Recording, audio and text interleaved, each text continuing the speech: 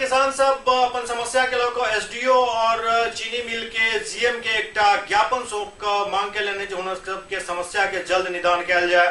बगहा में किसान सभक समस्या के निदान के लिए एक मांग पत्र ईख काश्तकार संघ के कार्यकर्ता सब बगहा अनुमंडल के पदाधिकारी एवं तिरुपति शुगर मिल्स लिमिटेड के जीएम बीएन तिवारी के दिलन।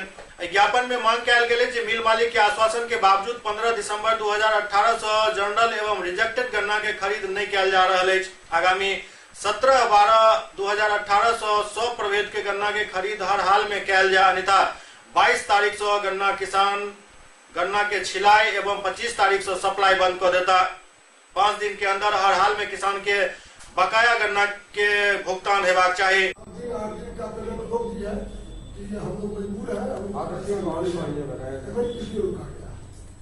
लेकिन उसको रोक करके अब तो मान लीजिए कि 40 दिन लगभग हो गया, 45 दिन हो गया, फैक्ट्री चली हुई।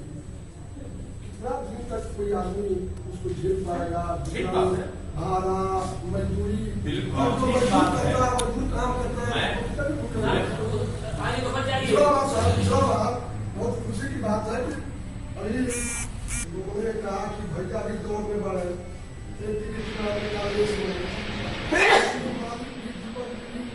दौड़ में बढ़े और भाग जाके दीपक भी चल रही है।